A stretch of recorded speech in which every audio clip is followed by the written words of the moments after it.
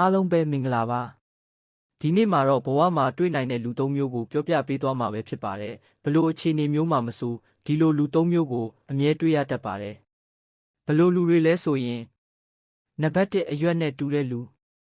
အရွက်နဲ့တူတဲ့လူတွေကမင်းရဲ့ဘဝတဲကိုယာတီတစ်ခုနဲ့ပဲတခဏတာရောက်လာကြတတ်ပါတယ်သူတို့ကိုယ်တိုင်ကအားနေတဲ့အတွက်တစ်ခုခုအရေးအကြောင်းဆိုသူတို့ကိုအားကိုးလို့မရပါဘူးသူတို့လိုချင်တာကိုယူဖို့တာလာပေမဲ့လိုချင်တာရပြီးရင်လေတိုက်လိုက်တယ်လို့ပဲထွက်သွားကြပါလိမ့်မယ်ကိုယ်အဆင်ပြေတဲ့အခါဒီလူတွေကမင်းကိုချစ်နေပေမဲ့လေပြင်းမုန်တိုင်းတိုက်ပြီးဒုက္ခရောက်လာတဲ့အခါမင်းကိုထားခဲ့မဲ့သူတွေပဲဖြစ်ပါတယ်နံပါတ်2အကိုင်းခတ်နဲ့တူတဲ့လူ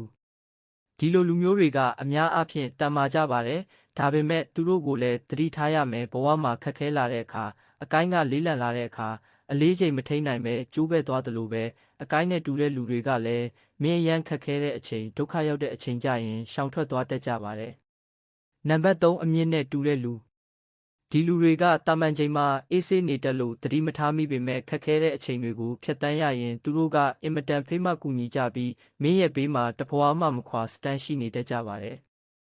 ဘဝမှာတွေ့ဆုံခဲ့တဲ့သူတိုင်းကတငယ်ချင်းမိတ်ဆွေမဟုတ်တလို့ကိုနဲ့အတူအမြဲရှိကြမှာမဟုတ်ပါဘူးအမြင့်နဲ့တူတဲ့သူတွေသာလျှင်ဘလို့အခြေအနေမျိုးမှမဆိုအမြဲအတူရှိနေမှာပါဒါကြောင့်တငယ်ချင်းအပေါင်းအသင်းရွေးတဲ့အခါမှာလဲဘသူကဘလို့လူမျိုးလဲဆိုတာကိုအထူးဂရုစိုက်ပြီးရွေးချယ်တတ်ဖို့လိုအပ်ပါတယ်အထူးသဖြင့်အရေးကြုံတဲ့အချိန်အနားမှာတကယ်ကူညီပေးတဲ့သူအမြင့်နဲ့တူတဲ့သူရှိဖို့ကပိုလို့အရေးကြီးပါတယ်အားလုံးကိုကျေးဇူးတင်ပါတယ်